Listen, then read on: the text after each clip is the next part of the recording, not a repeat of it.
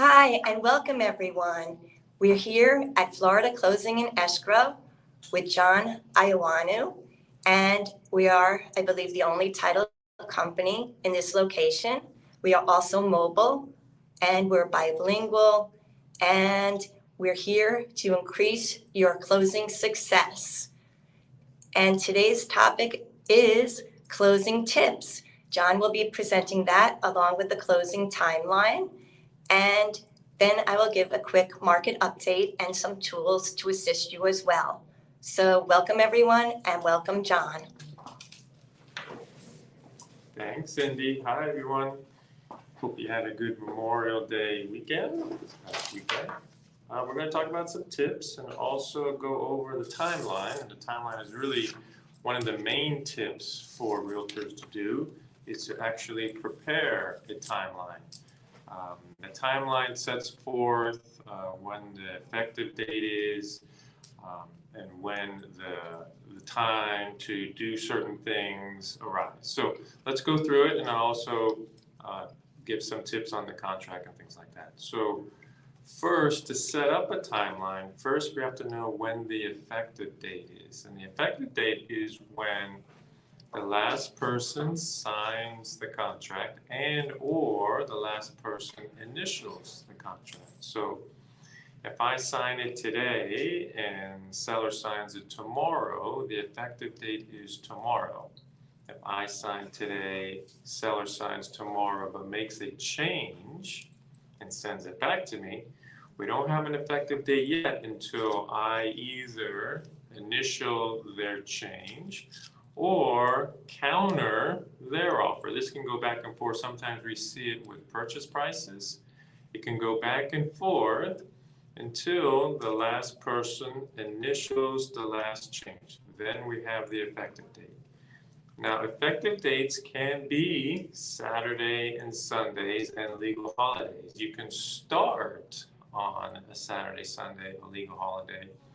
You just can't end on a Saturday, Sunday, legal holiday because we're doing calendar days. We're calculating with calendar days, but only at the beginning, not at the end. So how does that work?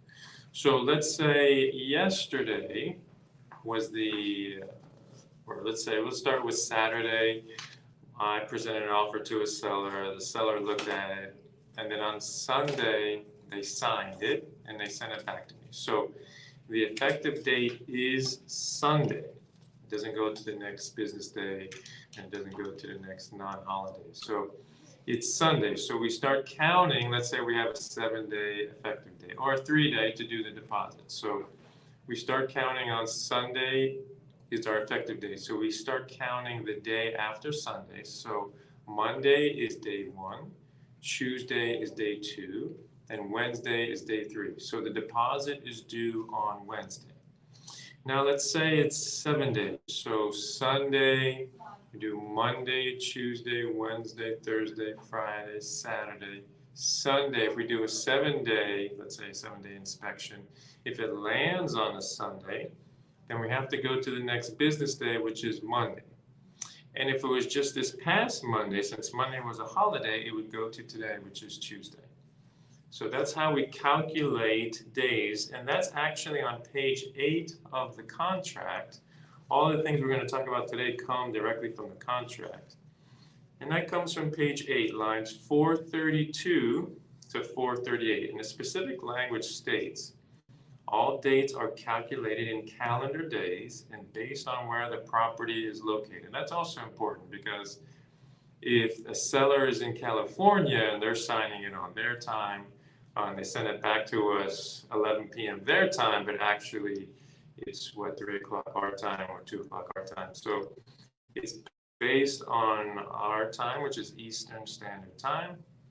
The section continues to say, if a date shall end on a Saturday, Sunday, or national legal holiday, the time period shall extend to the next business day.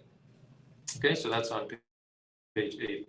If you have a client that wants to know exactly how to calculate days, it's calendar days. It's never business days, it's always calendar days. Okay, so that'll take us back to the first page of the contract.